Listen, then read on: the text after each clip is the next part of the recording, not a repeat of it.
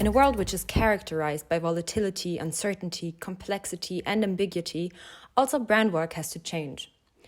In order to pinpoint the new principles of brand work, we created the Brand Work Manifesto together with a board of experts who I want to introduce to you in this series of interviews. Today, my guest is Kosfeld from Brand, who is founder and managing partner of the company. Please tell us something about yourself. Where are you from? Where are you based? What do you do at Brand? You asked for a fun fact. Maybe I can start with it. I was raised in Brazil. I lived my first 15 years in Brazil. It's a fun fact since always having interactions with Brazilian people all over my private and professional life. It's really funny to see that a cultural background or a country background you have is following you the whole life. I studied communication in Berlin at the University of Arts. After my study, I did my PhD in communication. I had a tendency towards design and branding, of understanding it, of appreciating it.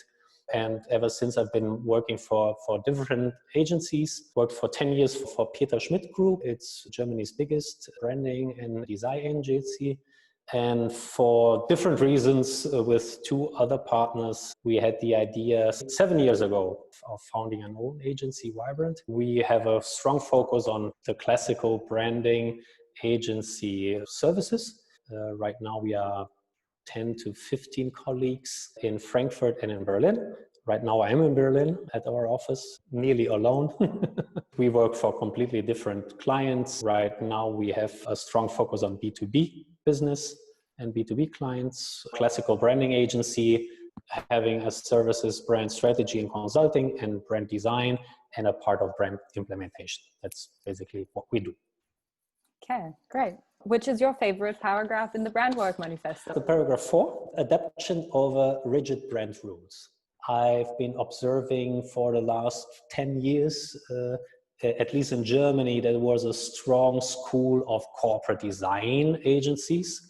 As a client, you got a CD guideline, which was really a strict manual defining all the formal aspects of handling the brand. And the CD agency or corporate design agency was the so-called police agency, always telling the advertising agency, no, you're doing it wrong. And I'm observing development from this, leaving behind those strict rules. Okay, strict rules are good for some formal aspects of the brand, but having a flexibility, because brands are living entities. They are in the here and now, and they are dealing with very, very different stakeholders that form the brand. And I think it's far better to have a consistent and coherent set of guiding principles that are able to give a good guidance of correctly using the brand, that are more accessible to people, more understandable to people, more tangible to people using the brands than those strict rules to be followed. I think the advantage is a strong relation to values and content. Those content-related aspects are also far more suitable for generating brand identification, so that people can really relate to the brands, regardless if they are employees of the brands or if they are consumers of the brands. I think this brand identity will have a stronger impact on the different facets and aspects of the brand life and the brand implementation and brand rollout and brand communication, because a lot of people are realizing that's a strong tool, since the complexity of dealing with a brand is growing and growing. Thank you.